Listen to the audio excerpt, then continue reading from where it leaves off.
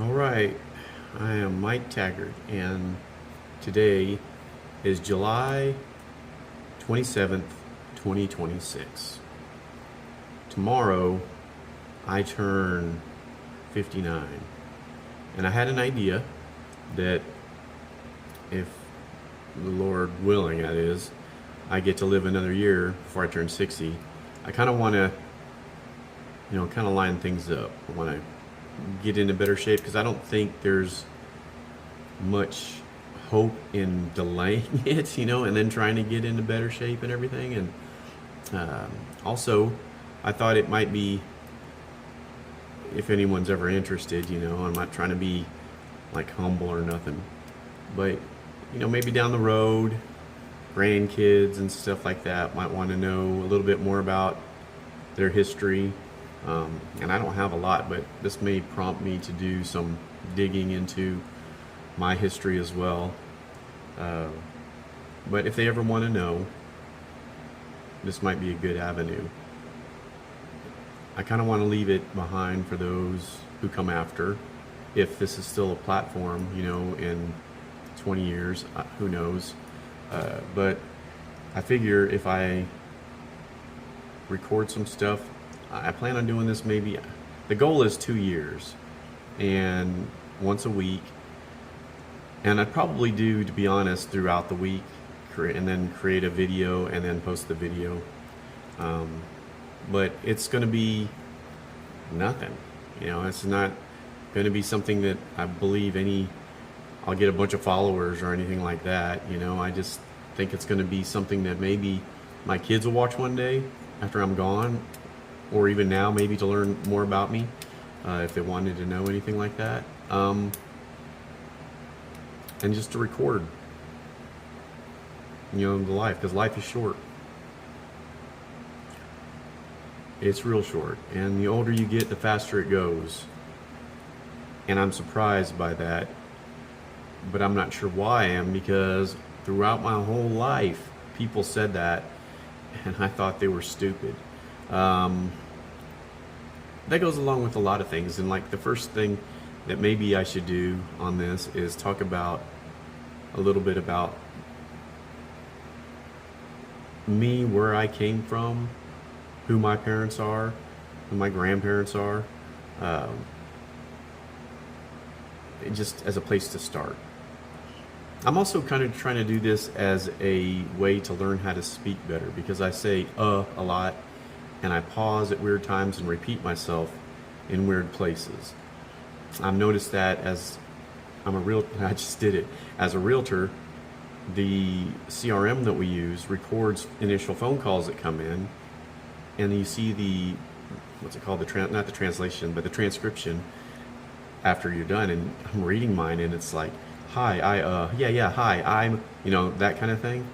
And I'd like to speak a little bit better. I figure, why not start now since I'm so young? But my dad is Ron Taggart. My mom is Pong Suk Taggart. It was Pong Suk Yi as her maiden name.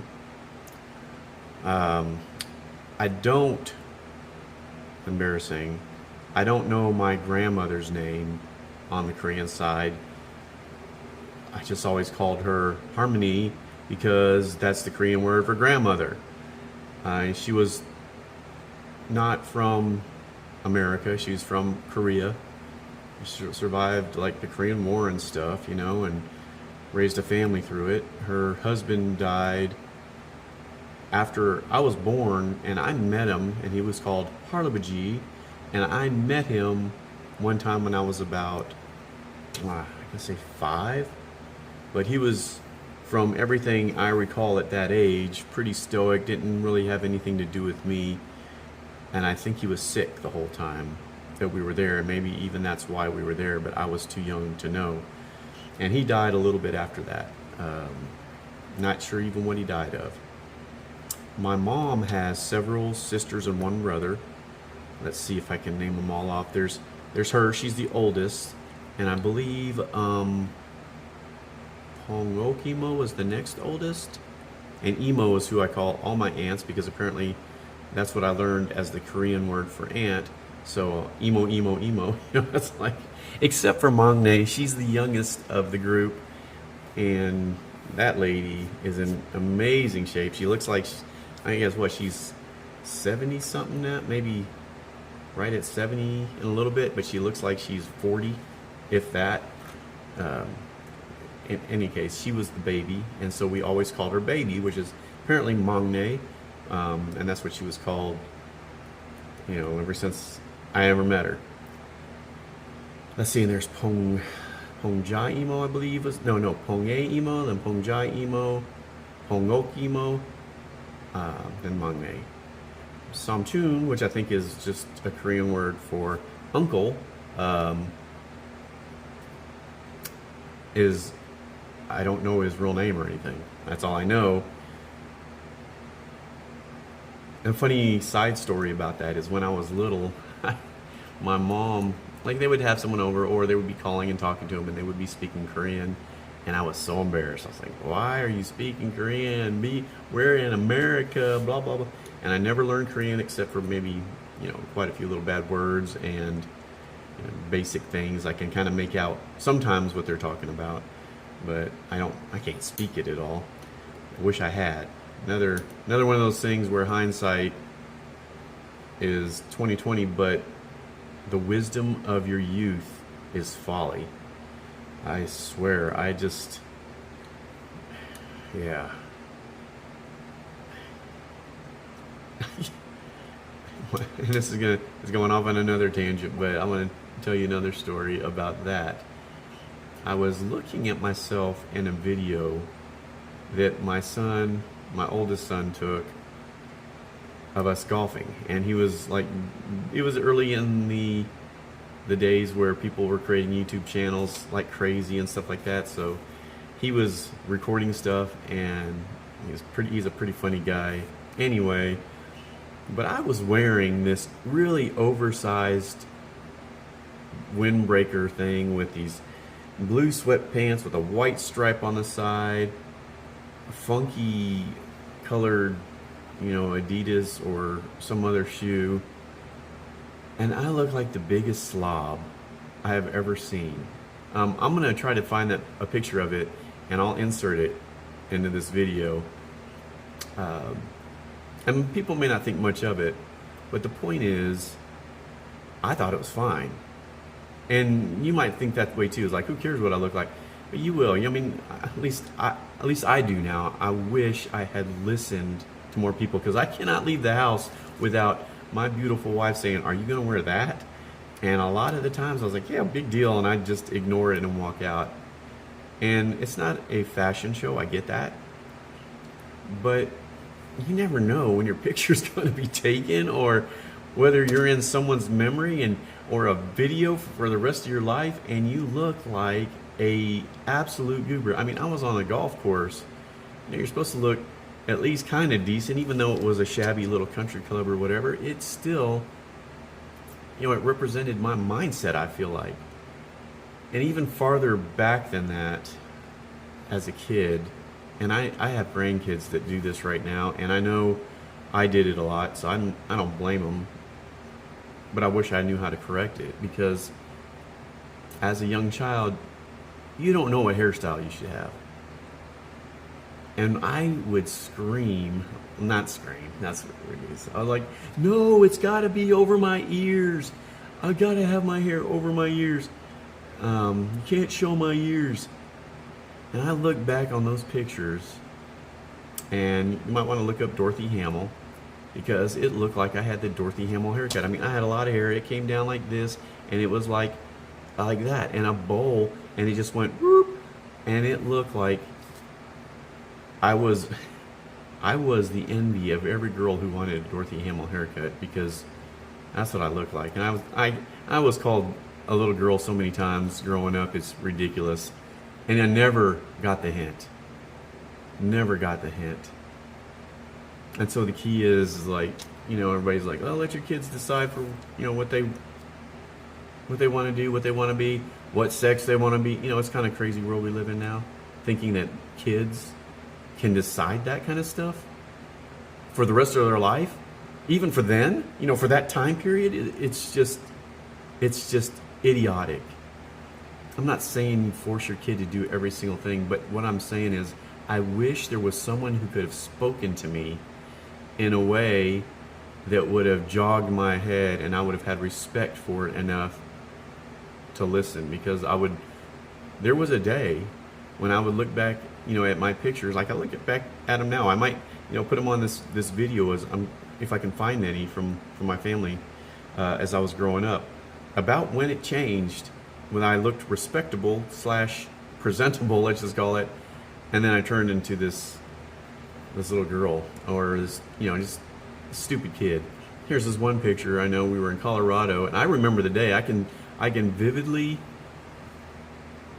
reenact the whole scene if I had to. We were in Colorado. We were with my Uncle Charlie, my aunt. It was Pongja Emo. She's the only one that lived in America at the time, so that's the only thing I've really ever called her, is just Emo. And we were up in these mountains near a river, and boy, I was trying to see fish because I love fishing. I loved fishing since I was a kid, and probably in the womb I love fishing. But they were, we were up by a mountain stream, and I think it was in Colorado. But I was standing on some rocks, and I was looking like this, trying to see if I could get past the glare and see any fish in there.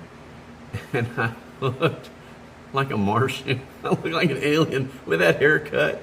And yeah, guys, find a way to speak into your kids' lives that will encourage them and move them, where they trust you. And that's the ultimate thing. Is like, and as kids, we just think we know everything.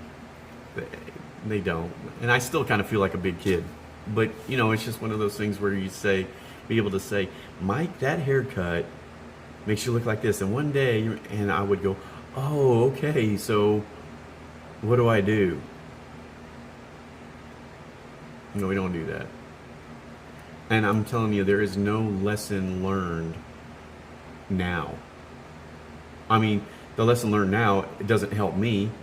And me saying it out loud to you isn't going to help you, because you're probably old enough to do your own haircuts, and you don't dress like I did. But anyway, so my mom and dad, I was a latchkey kid. My dad was in the Air Force. He would go on TDY and be gone for a while, and kind of a regular job for the most part, but every once in a while he'd be gone for, it felt like 3 months at a time. I don't know if that was the case or not. And my mom also worked. So when we would come home from school, we would just let ourselves in. And I had literally a yarn. My mom crocheted and knit. She was absolutely amazing at it, the best probably in the world.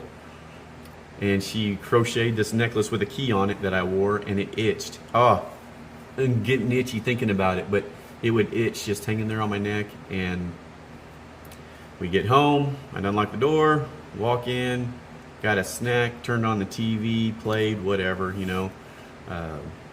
it wasn't video games back then for sure. And that was it. The Air Force life was really fun. I was in a relatively safe environment.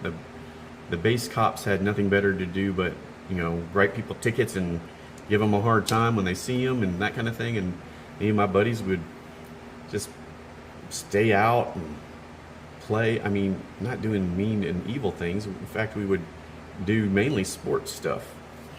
Like playing baseball. We would play baseball with 3 or 4 of us and ghost runners, and we did it every day. You'd think I'd be better at baseball. But yeah, we did that a lot. We played basketball a lot, and I suck at basketball. We played football a lot. But yeah, growing up on base was kind of nice. There was always going to be a friend nearby because it seemed like everybody was about the same age on the base. At least maybe all the enlisted men that we lived around, because my dad was enlisted. He was he retired as a senior master sergeant, and after like 23 years or something like that. And let's see, my mom, she always just did stuff.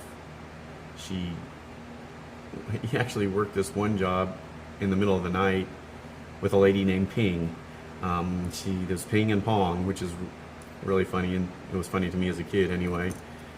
Had a place where they did circuit board stuff. I remember that. I think that was in North Carolina. But I've lived in various places, you know. I mean, wherever there's an Air Force base, you know, we'd get transferred around.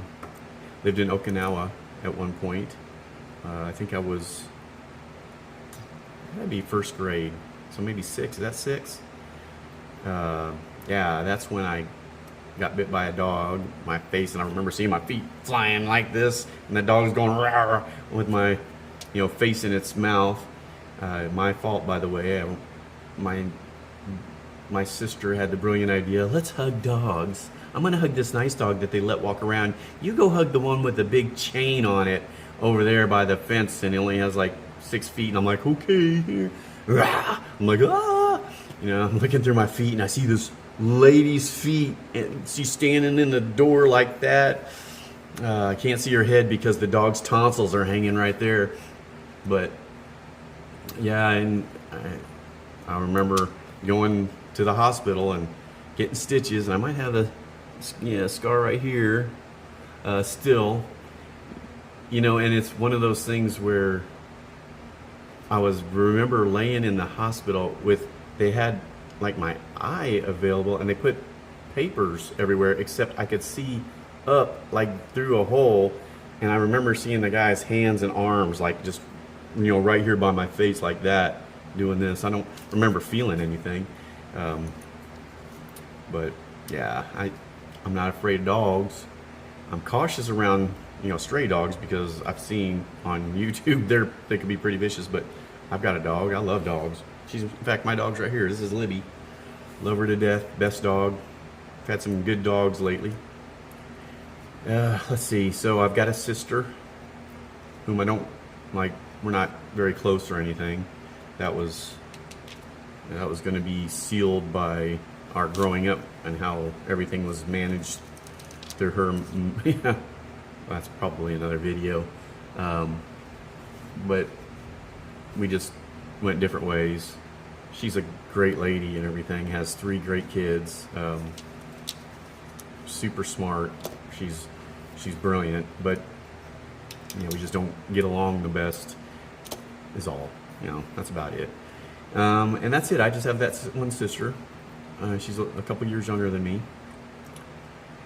I don't know what else to tell you about this initial one, but maybe I could just end it there, because that wasn't even what I was going to talk about anyways. But just to let you know maybe a little bit about what these videos are going to be like and what they're going to be about, and they kind of officially start tomorrow. And I don't know if I'm even going to let my kids know I'm doing it, at least right away. But I do want to document going into 60, maybe talking about like I made some notes actually, if you can believe that. Well, I say I made notes, but you know, with AI and everything these days, like I'm using Claude, and I don't know if the day that you see this, if it matters, you know, if like Claude is like now the president, and everybody lives under this big shroud, and they're just growing food, you know, working fields to make more silicon, to make more computers. You know, I don't know if that's the case or not, but I feel like I'm gonna use it to its fullest. And so I've got, you know, a few topics. I'm gonna talk about my past variously, my faith, which is important to me, my marriage, my kids, and my family, all of them.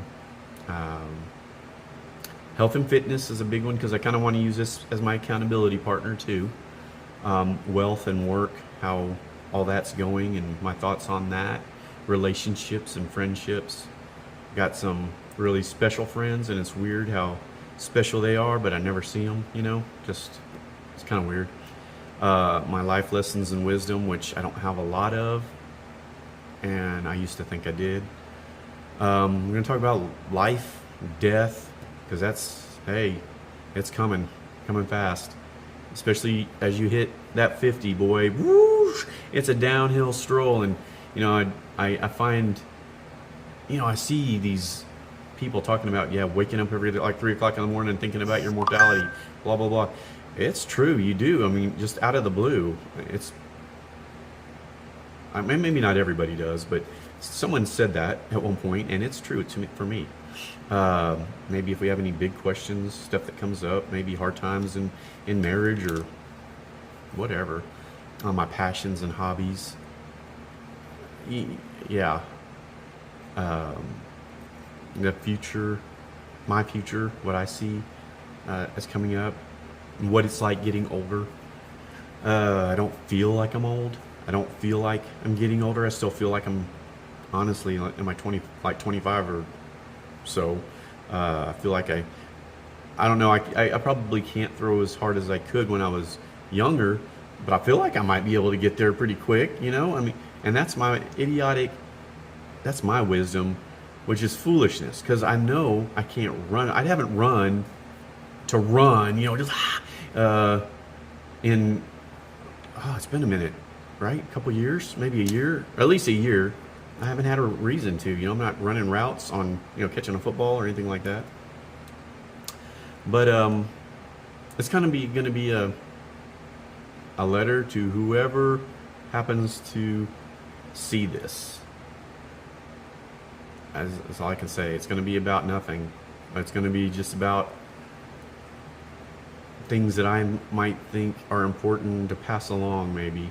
So I would say buckle up, but there ain't nothing to buckle up to, I'll try to keep them short, and that way, if you are watching them, at least you won't be like burning so much time, because that's one of the things I'm going to talk about is time, and that we take for granted. What else? I think that's about it.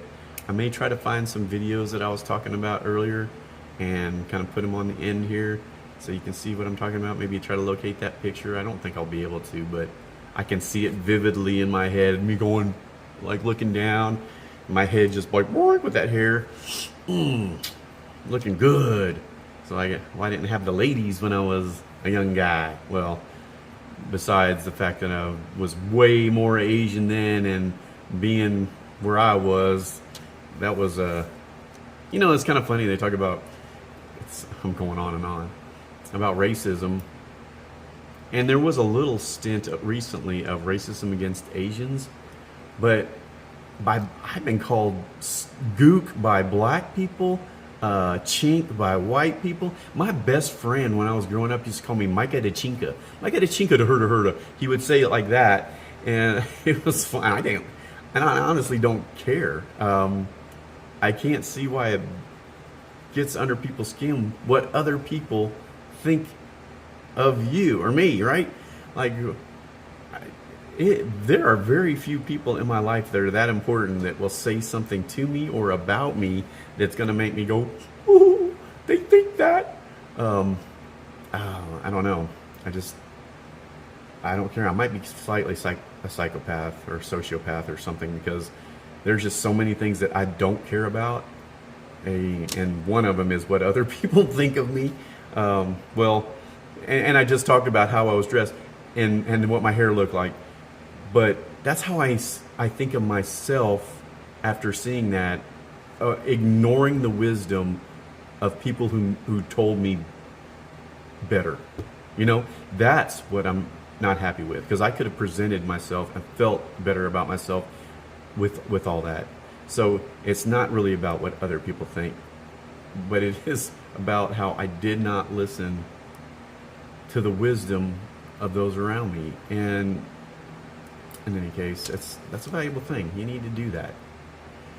You need to do that, because there's people that know more than you. It doesn't matter how smart you are. There's people that have experienced stuff and things like that. But in any case, this is the first one, which doesn't count because it's more like an intro. Tomorrow's the big birthday for the 59th trip around the sun. Woohoo! I mean, there's not going to be a party. I'm not saying it's a big birthday party or anything, but I'm just saying that that's the day, and that's the day I want to kick things off. It's the day I want to start working out, at least regularly. And I think that's it, guys. I'm sorry I took, looks like 25 minutes here of me just blabbing on about stuff, probably talking about way more than you ever want to hear, but you gotta have the base. You kind of now have the basis for what my family's like, who they are. Oh, I didn't take about my. I'm sorry, my dad's side of the family. Yeah, my grandma was great. I knew her name. Ione is her name, and she was just the sweetest lady. I know my grandpa's name as well, and he was a nice man to me. But there was no affection from that side of the family. Like even my dad, I mean, there's no affection. My mom didn't really show affection either, but there was zero affection from that side of the family. And not that I'm not complaining about it. I don't care. I'm just making an observation. My dad had a brother and two sisters. They live in Florida. Wonderful people. I saw my Aunt Val not too long ago and Uncle Dale, and I admire and love them. I haven't seen my Aunt Vicky and Uncle Bobby in years. But she's like a super smart lady. And Uncle Bob used to work for Winn-Dixie and stuff like that, and he was always like, really, really competitive, super nice. And my Uncle Terry, the stories that those guys, my dad will tell and my Uncle Terry would tell about them growing up are kind of hilarious. There's one with a stick and an eye, right close to an eye, where my dad actually felt bad about something, and Uncle Terry talking about how he was going towards a cliff in his car and he put it in reverse so fast that he saved it, and that kind of stuff. And I've got some cousins out there. Let's see, there's Donnie and Mark, and let's see, Shauna. I think that's it. Oh no, Mallory and Michelle as well. I mean, oh my gosh, is it Michelle? Mallory and Mallory's older sister, which I am embarrassed. And that's another thing that happens is names will just go poof. Like I know her name, I can see her face. Although I didn't see him that much, I only saw him as a kid. But she's a Facebook friend of mine, for crying out loud. So anyway, so there's that. And my mom's sisters had kids. My uncle had kids, and I know a lot of them. My emo, and the one I call emo that lives over here, she had two kids, Billy and Shelly, I love them. I think he's mad at me for my mom dying, kind of blames me, and maybe, I don't know. I don't feel like I'm to blame. I didn't kill her. I didn't do anything except try to keep her fed and stuff. But we'll talk about that later. I'll shut up. For you watching this video, I'm pretty sure that I love you. I probably know you, and don't hold what you learn about me against me. So I'll talk to y'all soon.